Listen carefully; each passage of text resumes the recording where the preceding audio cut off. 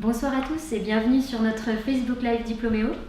Nous sommes ce soir avec l'école Autographe et plus particulièrement Daniel Toutenay et Jules Prat. Je vous laisse tout d'abord vous présenter chacun. Merci, bonjour et bienvenue à tout le monde. Donc, moi je suis Daniel Toutenay, je suis le directeur depuis pas mal d'années maintenant de l'école Autographe à Paris. Bonjour, moi c'est Jules, donc je suis un ancien étudiant d'autographe, aujourd'hui directeur artistique à l'agence Extrême à Paris aussi. Très bien, alors merci beaucoup tout d'abord d'avoir accepté de répondre à nos questions et plus particulièrement aux questions de nos spectateurs. Avant de se lancer dans ce jeu de questions-réponses, je vous propose de présenter Autographe dans sa globalité. D'accord, alors Autographe est une école d'art appliqué qui a été créée en 1982, donc il y a maintenant plus de 35 ans d'existence, qui est donc spécialisée essentiellement dans 4 grandes filières. Une filière design graphique, une filière design numérique et interactif. On a également donc une filière architecture intérieure, une filière jeux vidéo et animation 3D, et enfin une filière design global responsable. Voilà, donc on propose des formations qui vont du niveau bac au bac plus 5, donc avec des masters, des bachelors, des diplômes d'état et des masters. On propose des diplômes aussi qui sont certifiés, qui sont reconnus par l'État, qui sont certifiés RNCP. Et puis on propose aussi de faire, tous les étudiants ont la possibilité de faire, à part l'année de prépa, de faire tous nos cursus, soit en formation initiale, en statut classique d'étudiant, soit en formation en alternance, en contrat de professionnalisation. Voilà pour une présentation assez rapide de l'école. Très bien. Alors, on va tout de suite enchaîner avec les questions qui nous sont parvenues, des questions de peut-être futurs étudiants d'autographe. Alors, on commence par Marine, qui est en bac L et qui nous demande: les formations sont-elles accessibles aux lycéens de bac généraux? Alors, plus globalement, à qui sont accessibles les formations d'autographe? Oui, bien sûr. Donc, elles sont accessibles à tous les étudiants qui ont fait un bac, ou même qui n'ont pas de bac, parce qu'on a aussi une formation qui est l'équivalent d'un bac pro en design graphique, et donc il est aussi possible à des étudiants qui n'auraient pas le bac, qui seraient au lycée mais qui n'auraient pas été jusqu'au bac, de pouvoir accéder à l'école et donc d'obtenir cette formation reconnue de niveau bac, donc niveau reconnu RNCP, donc validée par l'État niveau 4, et donc qui leur donne la possibilité de continuer dans l'enseignement supérieur, y compris à autographe, évidemment. Qui dure combien d'années du coup cette formation? C'est une formation d'1 an. D'accord, très bien. D'1 an. Après, en effet, à partir pour entrer en classe prépa à l'école Autographe, on accepte tous les bacs, que ce soit des bacs généraux, évidemment, on a beaucoup d'étudiants de bacs généraux. Après, ça peut être aussi des bacs technologiques ou les bacs professionnels. Il y a un entretien d'admissibilité pour intégrer l'école, donc les étudiants doivent venir avec leur CV, leur lettre de motivation, leur livret scolaire, leur bulletin de notes, et puis on leur demande un petit dossier créatif. Tout le monde peut intégrer l'école. Vous, Jules, vous aviez fait quel bac avant? Moi j'ai fait un bac S justement, j'ai le bac général. J'ai fait une prépa ailleurs et puis après j'ai enchaîné directement le BTS à autographe. D'accord, vous ne vouliez pas poursuivre dans la voie scientifique et plutôt vous tourner vers là du coup? Non, c'était pas quelque chose qui était fait pour moi, même si c'est très intéressant. Je faisais des SVT essentiellement, mais après, j'ai voulu m'orienter vers le design et le design graphique, plus précisément une fois la MANA terminée. Alors vous parliez d'un dossier artistique. En quoi ça consiste concrètement? Alors pour les étudiants qui veulent intégrer l'année de prépa MANA, donc le dossier artistique, on ne demande pas un book parce que souvent ça leur fait peur, on dit il faut un book, etc. Non, un book c'est complexe, c'est quelque chose qu'ils apprendront à faire pendant l'année de MANA chez nous, pour pouvoir ensuite éventuellement continuer leurs études. Mais nous, ce qu'on leur demande à la rentrée, en entrant comme ça en première année, c'est juste un dossier créatif. En gros, c'est des dessins. Ce qu'on veut, c'est un carton à dessin avec à l'intérieur des dessins qu'ils ont fait, des photos, s'ils font un peu de photos. Ça peut être d'autres éléments créatifs à partir du moment où c'est quelque chose qui fait appel à leur créativité et qui soit évidemment personnel. Mais c'est aussi une preuve de motivation, j'imagine, quelqu'un qui a déjà l'essentiel, c'est pas de voir leur niveau technique en dessin, parce qu'un étudiant, par exemple, de terminale scientifique, on peut supposer qu'il a déjà pas mal de temps passé à réviser ses maths et sa physique, donc il n'a pas trop de temps de dessiner. Donc on ne lui demande pas un niveau technique de dessin, on lui demande c'est plutôt pour voir sa motivation. Si c'est quelqu'un qui arrive quand même avec des dessins, ça veut dire qu'il est intéressé par le dessin, même si son niveau de dessin n'est pas très bon. Après, c'est à nous, à Autographe, de leur apprendre à dessiner. On ne leur demande pas de savoir dessiner avant de rentrer à l'école. Vous vous souvenez de votre dossier artistique, Jules? Là, ça remonte à très loin. Ouais. Je me rappelle avoir fait en option du bac dessin, je crois, ou quelque chose, Ouais. ou art plastique. Mhm. Donc j'avais travaillé un petit peu, j'ai fait quelques croquis. Et j'avais constitué évidemment un book qui était à moitié fait de dessins et de photomontage, des choses comme ça. Mhm. Donc ce que je peux dire aujourd'hui, ce que je me rappelle, c'est que c'était pas fou. Ouais. Que j'ai pas ça dans mon book aujourd'hui, mais que après on n'est pas là, comme dit Daniel, c'est que forcément on n'est pas là pour.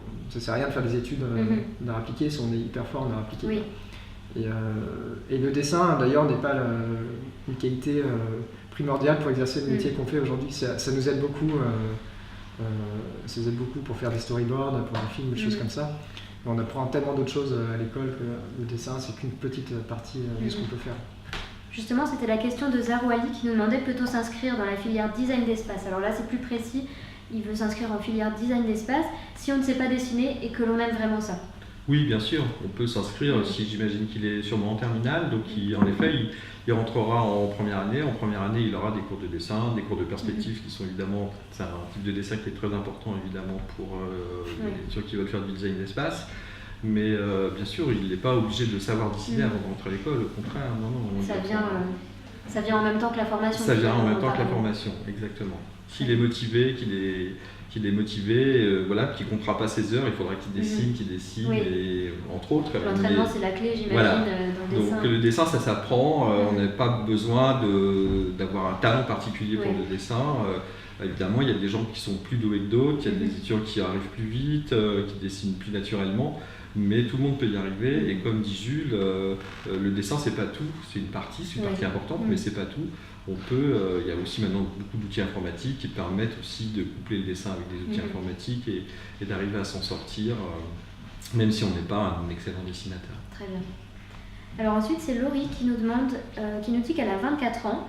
Elle se demande si elle est trop âgée pour intégrer Autographe. Non, 24 ans c'est très jeune, donc non, on accepte tous les étudiants, quel que soit leur âge, on n'a pas de limite d'âge. À partir du moment où l'étudiant est motivé, qu'il a envie de faire ça, voilà, qu'il présente son dossier, il n'y a aucun problème, on ne verra pas sa date de naissance. Même s'il a travaillé déjà avant. Même s'il a travaillé avant, il peut avoir travaillé avant, il peut avoir travaillé 2, 3 ans, 4 ans. Moi-même, après le bac, j'ai travaillé pendant 3-4 ans, ensuite j'ai repris mes études, donc voilà, à Autographe, c'est tout à fait possible, sans problème. C'est des profils qui s'intègrent bien dans les promotions ? Sans problème, oui, sans problème. Très bien. Alors, Damien nous dit qu'il est en BTS AG PME PMI, donc assistant de gestion PME PMI. Il voudrait se réorienter dans le domaine du design graphique. Est-ce possible ? Alors, j'imagine que vous parliez de ça tout à l'heure. Sans problème. Bien sûr.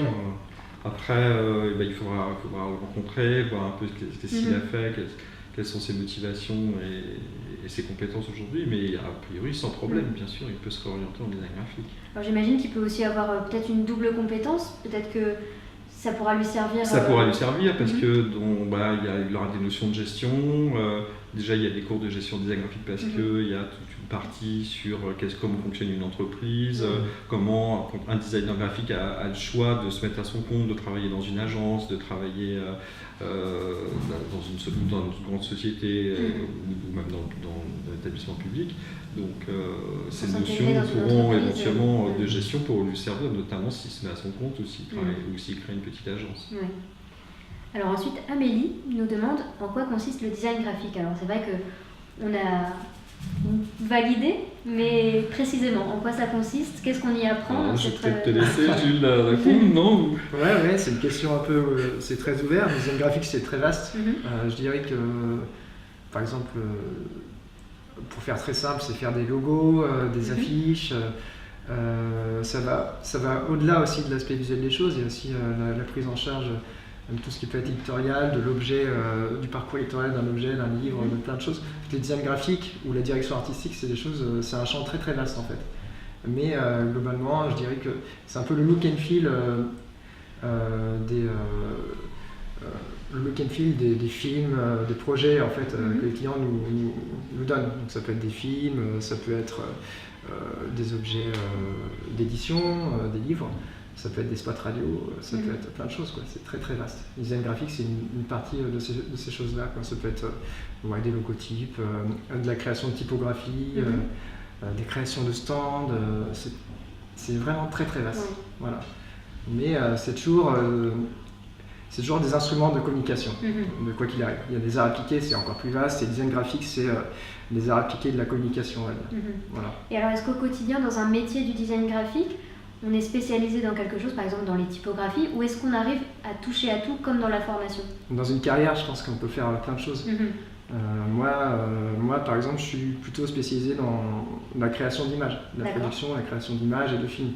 Mais avant ça, j'ai fait beaucoup de mise en page, j'ai fait beaucoup de publicité. Voilà. Donc, je pense qu'il y a des gens qui sont spécialisés. Je pense qu'au bout d'un moment, ça dépend de nos expériences professionnelles. Oui. Et on se forme un peu dans ce qu'on veut faire aussi, et dans ce qui nous intéresse. Donc, il y a mon collègue juste à ma gauche, c'est un as des typographies. Il est capable d'en dessiner, il est capable d'en lifter. Il est très très bon en mise en page. En face de moi, j'ai quelqu'un qui est vraiment lui très très doué en mise en page. Moi, je m'occupe des images. Enfin, voilà, on est au sein d'une agence où on est 4 DA avec un directeur de création. Il y en a, au bout d'un moment, les plus juniors font des choses un peu générales et puis on se spécialise au fur et à mesure dans un domaine d'expertise qui est amené forcément à changer au bout d'un moment parce qu'on ne fait pas toujours les mêmes choses. Ouais. Demain, vous serez peut-être amené à faire de la typographie ou autre chose. J'ai du chemin, mais oui, alors, en soi, ce qui est bien là-dedans, c'est qu'on a une formation assez générale et de la formation continue toute la vie après. Et le champ d'expertise est très vaste et d'une agence à l'autre, parce qu'on change beaucoup d'agences, on peut même se mettre à notre compte et démarcher des clients directement. On fait des choses très différentes, on est amené à se spécialiser dans plein de choses. Donc cette largeur de champ se retrouve dans la formation que vous avez suivie? Oui, c'est une formation très générale. Et on a des cours de typo, des cours de mise en page, des cours de gestion, c'est hyper important aussi. Des cours de logo, de pub, de photographie, on a fait du logo, on a fait plein de choses. Et puis pour peut-être un peu structurer un peu les choses aussi, en dehors de ces aspects comme ça techniques, en fait en design graphique, il y a des gens qui vont être plus attirés vers la publicité par exemple, et qui leur objectif c'est vraiment de travailler dans une agence de pub, donc ils vont vraiment concevoir et faire du design graphique pour la pub, pour faire des campagnes publicitaires. Il y en a d'autres que la pub ça n'intéresse pas, mais qui vont faire du design graphique et qui vont préférer travailler par exemple dans le culturel, faire des affiches pour le théâtre, pour des spectacles, où ils vont travailler en effet plus la partie un peu éditoriale, la typographie et l'illustration. Et d'autres qui vont travailler peut-être plus sur le corporate, pour des entreprises, pour travailler le logo et la représentation visuelle d'une entreprise. Certains étudiants savent déjà vers où ils veulent aller en se formant. Il y en a certains qui arrivent et qui savent qu'ils veulent faire de la pub, ou d'autres qui veulent vraiment pas, qui savent qu'ils veulent pas faire de la pub, par exemple, que la pub ça les intéresse pas, mais par contre ils sont passionnés par dessiner un logo ou faire de la mise en page ou concevoir un magazine ou des choses comme ça. Très bien. Alors même type de question, mais cette fois pour le design d'espace. C'est May qui nous demande sur Facebook, qu'est-ce que le design d'espace? Alors le design d'espace, c'est la création d'espace. Alors au sens large, le design d'espace, ça comprend à la fois l'architecture intérieure, donc l'aménagement de l'espace intérieur. Ces aménagements d'espace peuvent être à la fois un espace public ou un espace privé. Ça peut être l'aménagement d'une crèche, d'une médiathèque, d'un restaurant, par exemple d'une salle d'attente. Et ça peut être un espace privé, donc un appartement, une maison qu'on va réaménager. Ça peut être des espaces collectifs, des espaces plus intimes. Voilà, mais le design d'espace, c'est au-delà de simplement l'architecture intérieure et donc de la création de cet espace. Ça peut être aussi la création d'espaces extérieurs ou en relation avec l'extérieur. Par exemple, la création d'abris d'urgence, ou la création de paysage, dans la relation du paysage avec un bâtiment. Voilà, ça peut être la scénographie aussi. La scénographie à la fois muséale, c'est-à-dire la mise en espace d'une exposition, ou la scénographie théâtrale, c'est-à-dire décor de théâtre, mise en espace de théâtre, ou même, pourquoi pas, de décor de cinéma.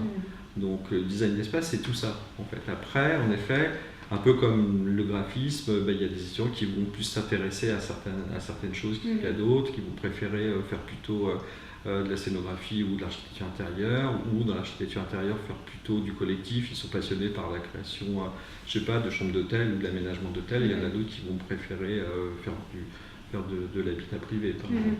Pareil, on peut choisir dès le début, dès sa formation, vers où on veut s'orienter et vers quelle. Alors c'est sûr que en général dans le cursus, au début c'est plutôt général, et puis après, par exemple, nous les étudiants qui arrivent en 4e et 5e année, ils peuvent choisir l'option scénographie ou l'option architecture intérieure. D'accord, on peut s'orienter grâce à des options.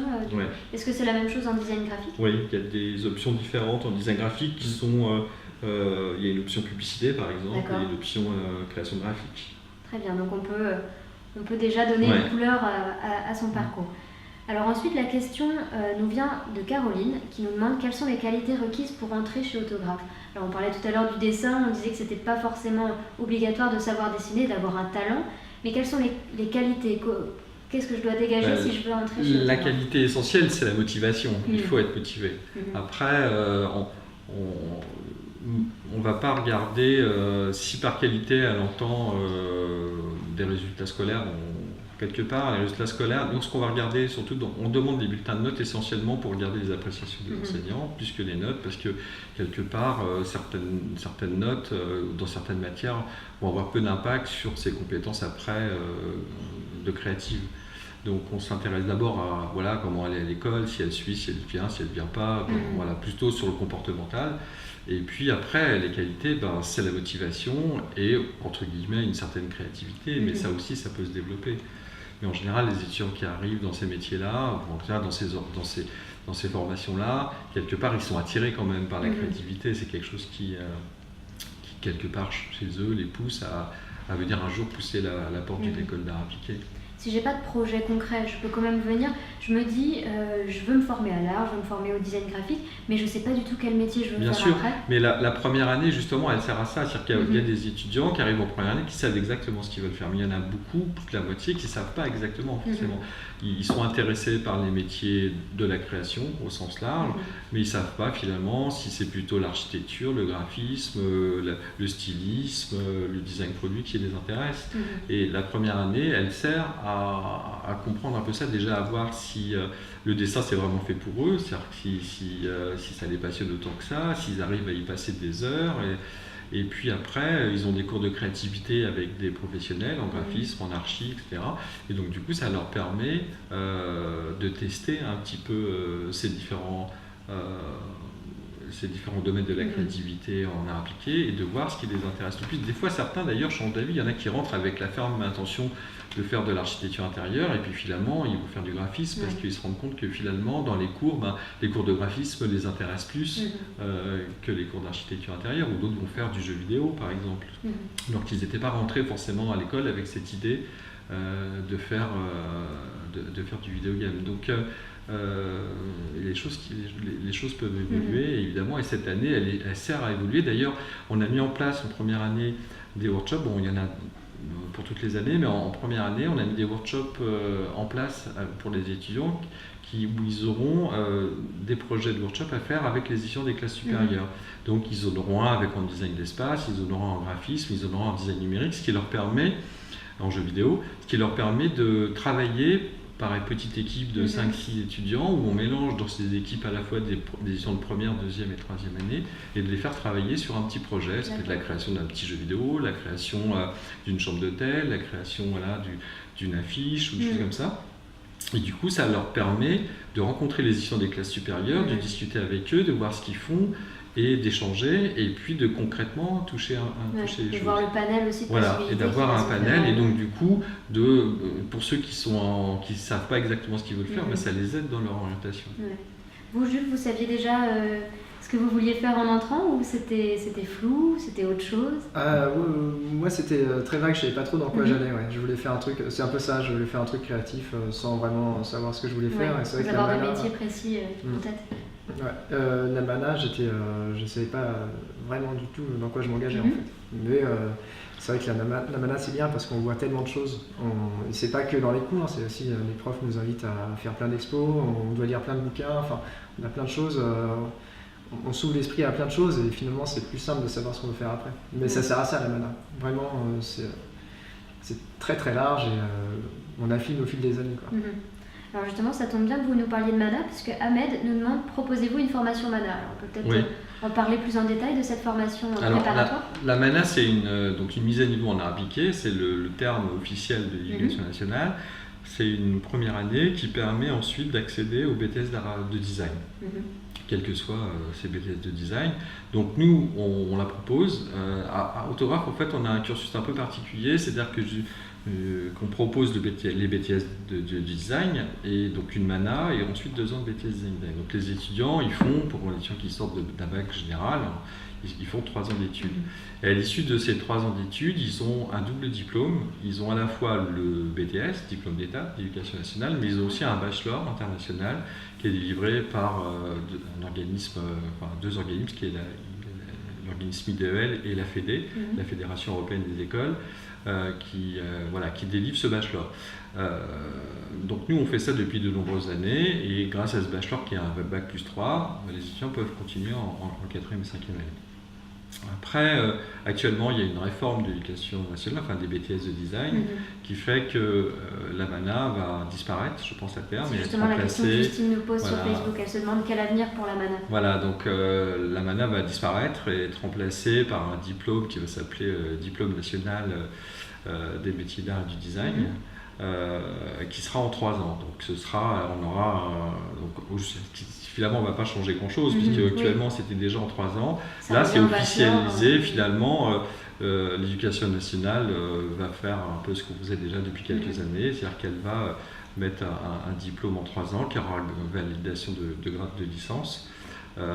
C'est en cours parce que les décrets d'application ne sont toujours pas parus, mais ça va se présenter comme ça. Donc à terme, il n'y aura sûrement plus de MANA, mais le cursus se fera toujours en 3 ans. Donc pour Autographe, ça ne va pas changer fondamentalement les choses. C'est surtout les dénominations qui vont changer, et les programmes resteront les mêmes selon vous? Alors il y aura peut-être une réactualisation, mais de toute façon, on réactualise toujours un peu. Justement, l'intérêt, c'est que le BTS était un peu figé parce que c'était un référentiel d'éducation nationale ces 2 dernières années il fallait répondre aux exigences du BTS. Là, ce niveau diplôme, il est beaucoup plus ouvert, il est plus personnalisable, donc les choses vont peut-être un peu se personnaliser et chaque école va un peu personnaliser son cursus, mais fondamentalement, ça va rester, le principe va rester le même. Très bien. Alors, Dylan nous demande: comment puis-je me former à l'audiovisuel chez Autographe? Est-ce que c'est possible, l'audiovisuel? Nous, on n'a pas de cursus purement audiovisuel. D'accord. Si elle entend par là devenir cadreuse, par exemple, ou réalisatrice, nous, on ne propose pas ça. Après, dans le cursus du numérique, dans le cursus du design numérique, il y a de l'audiovisuel, puisque on forme des étudiants on forme en fait des chefs de projet multimédia, des UX designers, des motion designers. Donc ces gens-là, ils pratiquent l'audiovisuel. Ils utilisent les logiciels d'audiovisuel, ils font du montage, ils font éventuellement un peu de cadrage, etc. Mais c'est vrai que on ne forme pas directement à ces métiers d'audiovisuel. Par contre, en effet, à l'intérieur si elle cherche ça dépend un peu de ce qu'elle cherche exactement. Si elle cherche une formation où il y a de l'audiovisuel et qu'elle est intéressée par le numérique, elle en fera dans les cursus numériques. Si elle veut vraiment être réalisatrice ou cadreuse uniquement, dans ce cas-là, il faut qu'elle cherche une école qui font vraiment que de l'audiovisuel. Alors Maxime, quant à lui, a une idée de métier. Déjà, il souhaiterait devenir infographiste. Est-ce qu'il y a une formation qui lui permettrait d'accéder à ce métier? Infographiste, alors c'est un mot un peu vague, infographiste. Infographiste, ça veut dire créer des images avec un ordinateur. Donc en fait, un infographiste, souvent, peut-être que tu pourras en parler, mais souvent un infographiste dans un studio, c'est un peu la personne qui est en bas, c'est-à-dire la personne qui démarre, c'est la personne à qui les graphistes et les DA lui donnent un concept, lui donnent des images et lui disent tu m'arranges ça, tu me crées des images à partir des images qu'on t'a données. Donc nous on a une formation, comme je disais tout à l'heure, la formation de niveau bac, c'est une formation d'infographiste maquettiste, donc c'est vraiment une formation qu'on propose à Autographe. Après, dans les cursus de design graphique, comme le BTS de design graphique ou ce bachelor que l'on propose en design graphique, il y a évidemment de l'infographie. Les étudiants doivent tous être infographistes de base. C'est-à-dire qu'un graphiste, moi je ne conçois pas qu'un graphiste soit qu'un graphiste, mais au jour d'aujourd'hui, il ne soit pas infographiste. C'était possible il y a longtemps, avant que l'ordinateur, mais aujourd'hui, je pense que tout graphiste est forcément infographiste. Après, il peut y avoir des gens qui ne sont qu'infographistes et qui sont donc des exécutants dans des studios, voilà, pour faire des détourages photos, pour faire de la mise en page. C'est pas eux qui créent la mise en page, mais ils exécutent la mise en page qu'un DA a créé, par exemple, ou des choses comme ça. Voilà, donc ça dépend de ce qu'il veut faire. Et souvent, quand les gens parlent d'infographie, ils ne savent pas exactement ce que c'est. Donc c'est pour ça que je préfère préciser. Ils ont une vision assez vague. Donc nous, on forme de toute façon des graphistes et des infographistes. Et si on est graphiste, on est forcément infographiste. Très bien. Donc, Maxime peut venir chez toi. Bien sûr, sans problème. Alors ensuite, François nous dit qu'il est en terminale STI 2D, donc Industrie et Développement Durable. Il voudrait poursuivre des études d'art. Est-ce qu'il doit passer par une MANA? C'est sa question. A priori, alors selon l'ancienne définition éducation nationale, oui, puisque normalement, seuls les étudiants qui venaient d'un bac art appliqué, donc STI 2A ou les bacs pro directement dans la filière, par exemple assistant architecte pour design d'espace ou communication visuelle pour design graphique, tous les autres étudiants devaient passer forcément par une MANA. Après, nous, ça a pu nous arriver de prendre des étudiants en BTS directement sans ça passe par une MANA, à condition qu'ils aient les compétences nécessaires pour entrer en BTS. Donc, parce qu'il y a des parcours un peu, comme vous disiez tout à l'heure, il peut y avoir des gens un peu plus âgés qui ont fait des parcours différents et qui ont finalement appris à dessiner, appris à utiliser un minimum de logiciels et avoir un sens créatif qui leur permettent éventuellement d'avoir déjà un book pour entrer en BTS. Ce qu'il faut savoir, c'est que par contre, pour entrer en BTS, on va exiger un book. Et pas comme tout à l'heure où je demandais juste un dossier créatif pour entrer en première année. Pour entrer en BTS, il faut un book.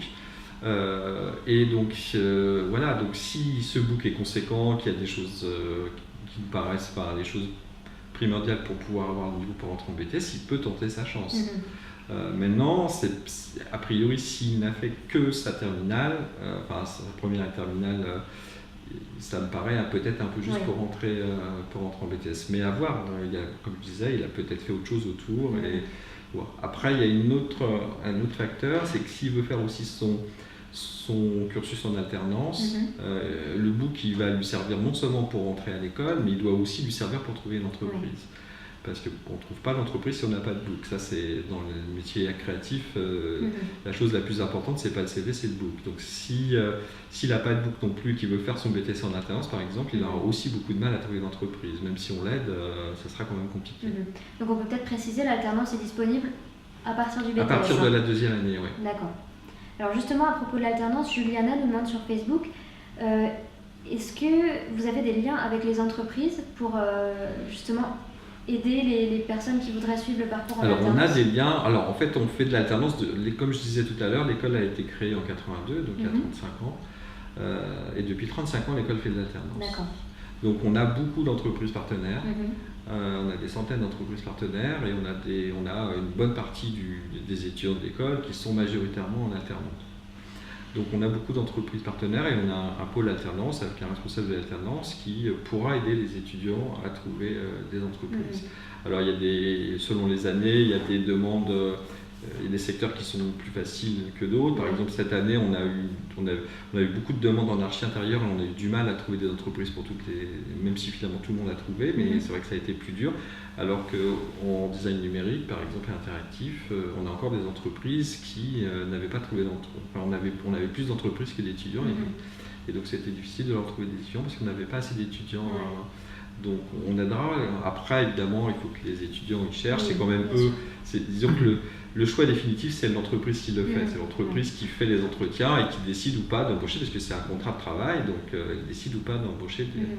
Mais c'est vrai que le fait qu'on ait des entreprises partenaires peut aider grandement les étudiants à trouver des entreprises. Et quelle est la part d'étudiants dans une promotion, par exemple, qui choisissent l'alternance, qui sont en alternance? Alors en fait, nous, par exemple pour le BTS, on a décidé de ne pas mélanger les étudiants en alternance et en initiale. Donc parce que c'est très dommageable pour les étudiants en alternance, puisque quand ils sont en alternance, si les autres ont cours, quand ils reviennent, ils ont loupé une partie des cours. Donc moi je sais que j'ai été enseignant longtemps avec le directeur d'autographe et que dans les écoles où j'enseignais, ça se passait comme ça et que c'était très pénible à la fois pour les étudiants et pour les enseignants d'avoir des étudiants qui étaient là qu'une fois sur deux. Donc à Autographe, j'ai mis tout de suite en place 2 cursus. Il y a un cursus en alternance, il y a un BTS, il y a une première année en alternance, une première année en initiale, une deuxième année en alternance, une deuxième année initiale, à chaque fois pour chaque filière, que ce soit design graphique, design d'espace, etc. Et donc les étudiants sont que en alternance et donc ils ne loupent pas la moitié des cours. Et on a en général des classes en alternance qui sont un peu plus remplies que des classes en initiale. D'accord. Le programme est le même, j'imagine. Le programme est le même. Le programme est le même, c'est le rythme qui est différent. Et donc, les étudiants en initiale, ils ont un stage, donc ils arrêtent par exemple en première année de BTS, ils arrêtent en mai parce qu'après ils sont en stage. Alors que les étudiants en alternance continuent jusqu'à fin juillet les cours. Donc, ça leur permet de compenser le fait qu'ils sont là qu'une semaine, que 2 jours sur 3. Vous, Jules, vous aviez fait le choix de l'alternance ou non? Alors moi j'ai fait les deux, j'ai fait le BTS en initial et le master en alternance du coup. J'ai enchaîné et puis je pense que l'alternance c'est primordial, enfin c'est vraiment un grand plus pour trouver du travail, c'est la meilleure des formations je pense. Oui. Et ça nous permet d'être opérationnel vraiment assez vite au travail quand on apprend, on peaufine nos connaissances sur les logiciels de PAO, donc d'infographie. Et évidemment, on est dans la réalité du travail. Oui. Donc c'est un complément de formation énorme et sur le CV, c'est super. Vous vous êtes senti plus à l'aise du coup à l'heure de trouver votre premier emploi? Vous êtes senti plus prêt que si vous aviez juste fait un stage par exemple? Bien sûr, oui. Il faut savoir que quand on est en alternance, en plus d'apprendre des choses, on a un book avec des projets réels. Oui. Donc c'est très intéressant de voir, c'est bien d'avoir des projets d'étudiants qui sont purement créatifs, mais avoir des projets qui sont réels, c'est limite encore plus important pour un employeur. Il voit vraiment ce que ça donne, il est au courant de toutes les contraintes techniques et des contraintes que nous amène la vraie vie, les vraies commandes, donc forcément il se projette beaucoup plus. C'est beaucoup plus concret. Justement, au niveau de l'insertion professionnelle, est-ce que vous pouvez rester après dans les entreprises qui vous ont accueilli en alternance? Comment ça se passe? Est-ce que justement ces liens que vous avez avec les entreprises peuvent aider à l'insertion directement après le diplôme? Il y a beaucoup, en général, notamment en master, quand une entreprise prend quelqu'un en master pour 2 ans, en général son objectif c'est de le garder après. C'est rare qu'elle investit aussi, parce que l'entreprise ça lui coûte de l'argent, elle le paye quand même, les jeunes a un salaire, donc elle le paye pendant 2 ans, elle paye sa formation, donc elle investit sur le jeune, donc son objectif c'est généralement de le garder. Alors je ne dis pas qu'elle le garde à chaque fois parce qu'il y a des fois ça passe pas, c'est pas automatique parce qu'il y a des incompatibilités, mais souvent quand même l'entreprise propose un CDI aux jeunes. Il y a des fois c'est le jeune qui refuse parce que le jeune il a trouvé mieux ailleurs. Voilà, il a des compétences, il a trouvé mieux, ou il a trouvé une boîte qui lui correspond mieux, ou un domaine qui l'intéresse. Mais quand même, dans la majorité des cas, ça se passe bien. Nous, on a un taux d'insertion dans la vie professionnelle après le master qui est de 90% au bout de 3 mois. Donc c'est très important. Hein. Et c'est grâce à l'alternance, bien sûr. Tout à l'heure, je vous disiez qu'on peut changer très, très souvent, très rapidement d'entreprise. Finalement, c'est le jeune, l'employé qui a la main plus que l'entreprise, parce que si on peut choisir où on veut travailler, c'est quand même un confort aussi. Il faut quand même faire sa place, c'est pas si simple, mais c'est pas dans tous les domaines, c'est un peu comme ça. L'employé est au centre de l'entreprise maintenant, et c'est la réalité pour les étudiants, enfin les ex-étudiants en design graphique. Il y a du travail, il y a pas mal de travail. Après, il faut trouver celui qui nous correspond le mieux. C'est pas toujours évident. Moi, j'ai mis du temps à me sentir bien dans une entreprise, vraiment à faire ce que je voulais faire, à savoir ce que je voulais faire. Ça prend du temps. J'ai essayé plein de choses, enfin pas plein de choses, mais après mon alternance, j'ai fait du freelance, j'ai fait j'ai essayé pas mal de boîtes et tout pour finalement me fixer dans la boîte dans laquelle je suis actuellement en CDI. Mais c'est vrai que c'est facile de changer d'une boîte à l'autre. Vous pouvez un peu. Je pense que c'est en plus d'être simple, c'est important aussi de voir assez vite plusieurs choses. Ne pas rester dans une boîte à moins d'avoir trouvé le Graal. Mais dans notre métier, on a besoin de changement. Si on n'a pas de changement, et le changement, chaque entreprise a sa manière de communiquer. Et on a un directeur de création, on est sous un directeur de création, donc c'est notre chef en gros qui est le chef des créatifs, qui a lui aussi sa vision, sa manière de travailler. On travaille en équipe aussi, donc c'est plein si on ne change pas, on est moins bon, je pense. Oui, C'est de hyper important. s'enfermer dans des habitudes qui ne sont pas forcément bonnes Ouais. aussi. La facilité, la routine, c'est l'inverse, enfin c'est vraiment ce qu'il ne faut pas faire quand on est créatif. Il faut toujours essayer de se mettre un peu en danger. Et puis par rapport à l'alternance aussi, le fait que ça fait longtemps qu'on fait de l'alternance, du coup on a aussi maintenant des anciens élèves qui sont devenus directeurs artistiques, directeurs de création, voire qui ont monté des studios et qui donc maintenant font appel à l'école pour prendre des jeunes en alternance. D'ailleurs je ne sais pas si tu n'avais pas fait... Alors moi j'ai été recruté pour une alternance par un ancien élève d'autres. Ouais, c'est ça. Ils sont plus enclins à prendre des personnes qui viennent de leur école, de leur formation. Oui, voilà, c'est ça. En général, c'est quand ils cherchent quelqu'un, ils appellent l'école. Forcément, c'est un peu logique. Donc, très bien. Comme ça. Alors, Paul nous demande est-ce qu'il y a une bonne ambiance entre étudiants? Alors, peut-être une question plus pour Jules qui l'avait vécu de l'intérieur, mais aussi pour vous, de ce que vous voyez de cette ambiance. Est-ce qu'il y a des activités? Comment vous interagissez entre vous? Il y a un bar qui est juste à côté. C'est pratique. Ça aide. Moi, j'ai des très bons amis que j'ai gardés autographes. Vraiment, ils font partie de mes meilleurs amis aujourd'hui. Et sinon, l'ambiance, c'est très important d'avoir une bonne ambiance dans une classe. On a les chances d'avoir une super ambiance dans notre classe. Ça permet en dehors et pendant les heures de travail, ça crée une émulation positive. Donc c'est bien. Et autographe, en général, les gens qui font de l'art appliqué sont pas trop...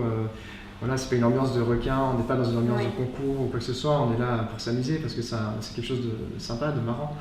On a vraiment, c'est une formation plutôt agréable, quoi. Même s'il y a beaucoup de travail, c'est quand même plutôt sympa. Donc on est là pour se chambrer, pour se challenger et aussi pour s'aider. Donc il y a une super ambiance. Enfin, en tout cas dans ma promotion, il y a une super ambiance. J'ai gardé des très bonnes relations avec la plupart des gens qui étaient dans ma classe. C'est important cette entraide aussi entre étudiants pour peut-être même pour plus tard. Peut-être que vous serez amenés à les recroiser. Dans la vie professionnelle, on ne sait jamais. Bah ouais, ça serait super. Alors Lou nous demande quelles sont les conditions d'admission. Alors on en a déjà un petit peu parlé, on a parlé du book, du dossier artistique, de la motivation, du fait qu'il ne faut pas forcément savoir dessiner. Peut-être qu'on peut resynthétiser tout ça pour Lou qui souhaite savoir concrètement quelles sont les conditions d'admission. Alors, donc en effet, donc ça se passe sur un entretien, il n'y a pas de concours, c'est un entretien d'admissibilité, un entretien individuel à chaque fois. Donc pour cet entretien, il faut venir donc, avec un CV, une lettre de motivation qui explique un peu pourquoi il veut faire cette formation, quel est son intérêt avec ces mots. Son dossier scolaire qu'en fait on limite aux 2 dernières années scolaires. Donc pour quelqu'un qui est en terminale, ça va être les bulletins de première et les bulletins de terminale qu'il a au jour d'aujourd'hui. Et puis s'il a fait un an de fac, les bulletins de fac, etc., terminale, les diplômes, par exemple, si c'est quelqu'un qui a déjà son bac, ça peut être évidemment le diplôme du bac. Et puis après, on demande en effet le dossier créatif dont on a parlé tout à l'heure. Donc un carton à dessin avec des travaux personnels, quels que soient ces travaux personnels, dessin, photo, collage, montage, ça peut être des choses sur informatique si il fait un peu de Photoshop ou si il fait un peu de 3D, n'importe. Mais ça peut être, j'ai eu des gens qui sont venus des fois avec des choses qu'ils avaient cousues par exemple, d'autres avec des maquettes en 3D d'objets qu'ils avaient réalisés. Donc ça peut être tout ça pourvu que ça soit créatif, qu'il y ait une dimension créative évidemment et qu'évidemment que ce soit personnel. À partir de là, voilà ce qu'il faut pour pouvoir intégrer la première année. Si c'est les classes après la première année, donc deuxième, troisième, quatrième année, évidemment il faut un book. Et là, on demande un book qui a une dimension professionnelle. Donc à la fois avec tout ce qu'il a fait dans les classes antérieures, dans son book, et puis présenté de façon plus professionnelle. Oui. Alors vous parliez de la créativité, est-ce que c'est quelque chose qu'on apprend à développer au cours de la formation? Parce que c'est pas forcément inné. Alors quand on présente ce dossier, on présente finalement quelques créations, mais est-ce qu'on apprend à développer sa patte artistique pendant les formations? Oui, bien sûr. On va par exemple en dessin, en mana, on va apprendre plein de techniques différentes de dessin et les étudiants vont se tourner un peu naturellement vers certaines techniques en abandonner d'autres parce qu'ils vont se rendre compte qu'ils sont plus à l'aise avec les feutres qu'avec la peinture, ou plus à l'aise avec tel type de peinture, ou plus à l'aise avec le crayon. Donc peu à peu, ça va. Après, à partir de là, ils vont commencer à développer peut-être un style graphique ou un style identitaire. Certains vont se rendre compte qu'ils sont plus vers l'illustration, par exemple, d'autres plus vers l'aspect plutôt réaliste. Et peu à peu, certains vont commencer aussi peut-être à mélanger à la fois le dessin réel à la main et puis le dessin informatique en scannant leur dessin et en retravaillant dessus avec Photoshop, par exemple. Donc, et chacun va commencer à trouver son style et son domaine créatif. Vous, Jules, vous avez l'impression d'avoir développé votre patte artistique ou vous aviez déjà un style précis dans la création? J'ai pas beaucoup de recul sur un style graphique en particulier. J'ai appris à être curieux surtout, c'est ça le plus important, je pense. C'est quand on apprend une nouvelle technique ou quand on nous montre des choses, on essaie de les appliquer au prochain exercice. Voilà, c'est ce genre de choses. Donc voilà. Oui. Alors, Inès à présent nous demande: puis-je faire une partie de ma formation ou un stage à l'étranger? Comment ça se passe pour les étrangers? Oui, bien sûr, tout à fait. Nous, donc à l'école Autographe, on a beaucoup de partenaires à l'étranger. On a développé une dimension internationale, on a un département international, donc on a des partenariats avec des universités ou des écoles dans différents pays à l'étranger. Et avec toutes ces universités, il y a la possibilité de faire une partie du cursus éventuellement à l'étranger, donc un semestre ou même un an. C'est tout à fait envisageable. Alors, jusqu'à présent, ce n'était pas possible dans les 2 années du BTS, mais que le BTS étant un diplôme d'État, il fallait que ce soit une école reconnue par l'Éducation nationale. Donc ce n'était pas possible, mais c'était possible sur les masters. Avec le nouveau système, on verra ce que l'Éducation nationale décide, mais peut-être que ce sera même aussi possible à ce moment-là. Mais en tout cas, en dehors de ces 2 ans-là, le reste du cursus pouvait se faire en partie à l'étranger.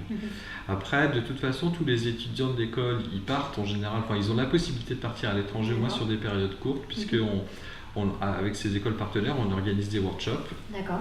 Donc où une classe part à l'étranger avec ses enseignants et ses professionnels.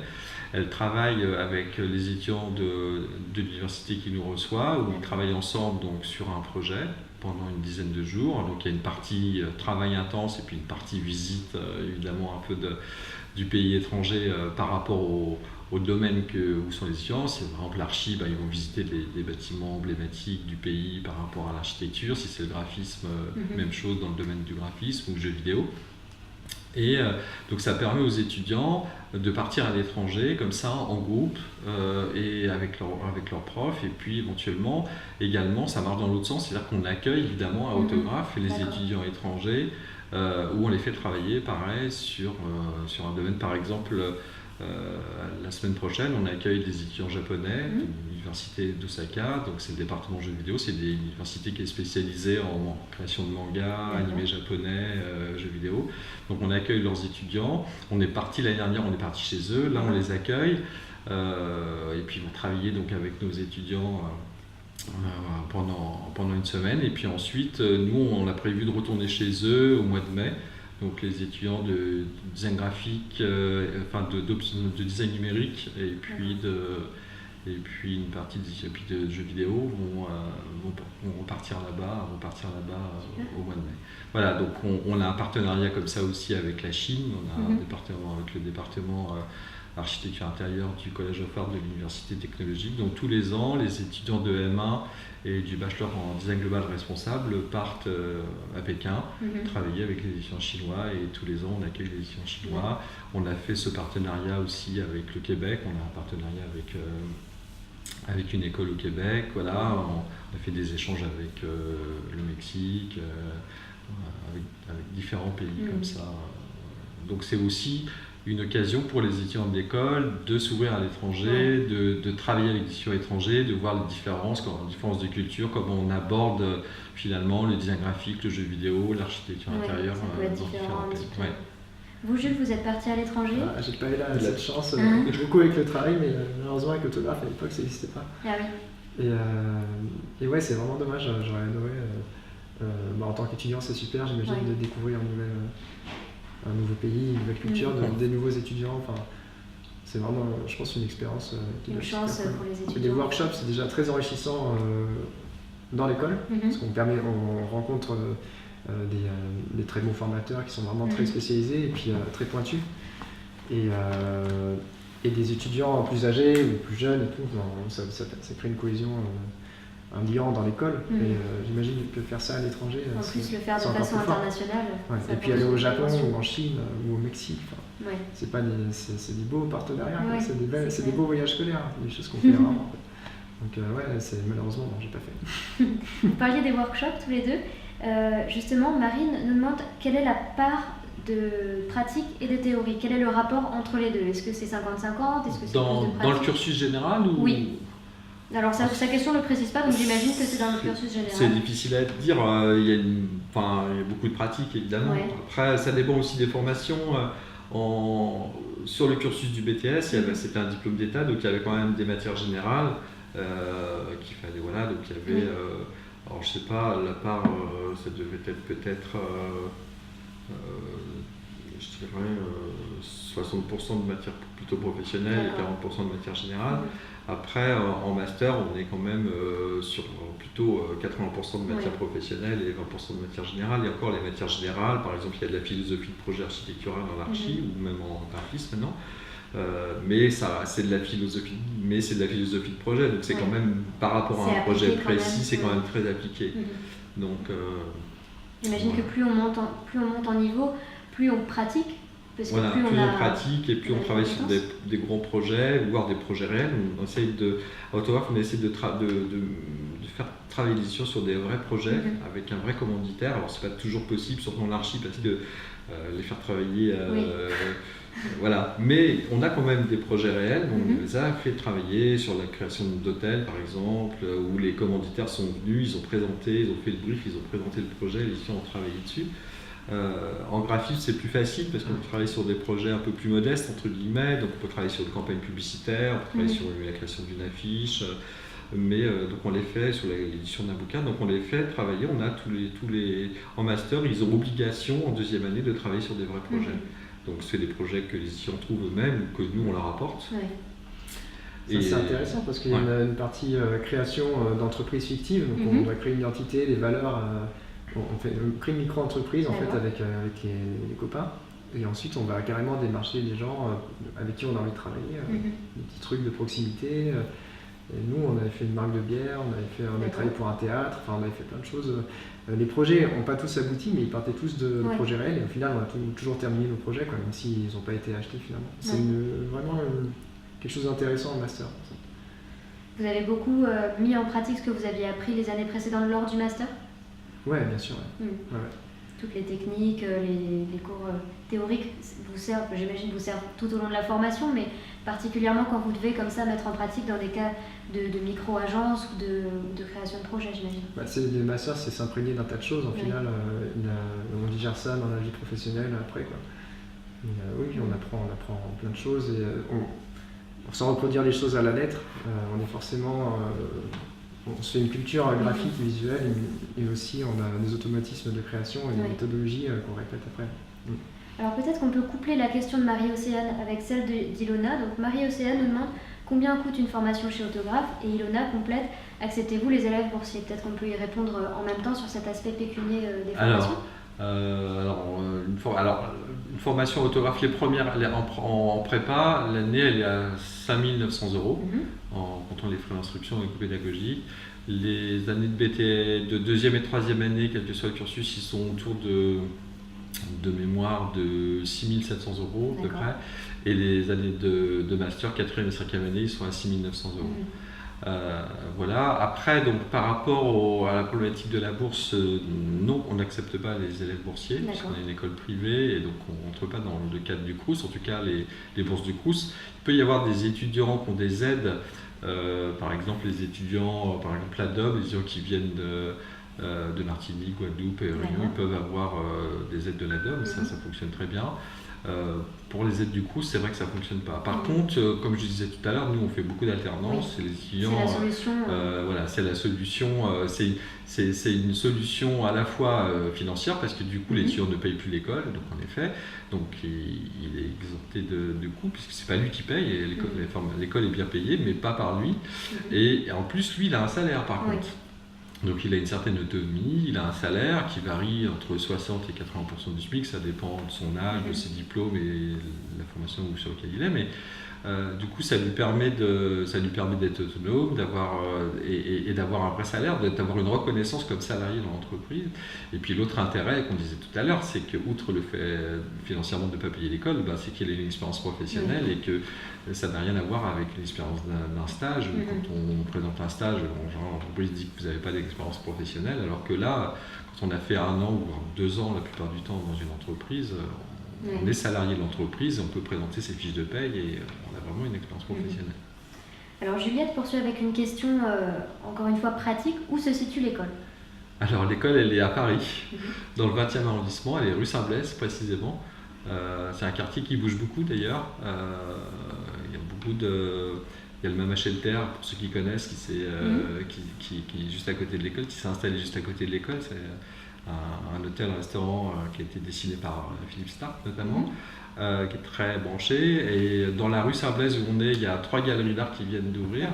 Donc voilà, c'est un quartier qui est en train de bouger, qui fait encore un peu village, parce que la rue Saint-Blaise, vers l'église de Charonne, c'était l'ancien village de Charonne, et c'est vrai que c'est plutôt, je sais pas, qu'est-ce que tu en penses ? Plutôt mignon, J'imagine que c'est un environnement qui est propice pour les étudiants en art. Si vous parliez des galeries, même Paris en général est une ville qui propose beaucoup d'activités artistiques. C'est vrai que l'avantage de Paris, c'est qu'il y a beaucoup de choses, il y a beaucoup de...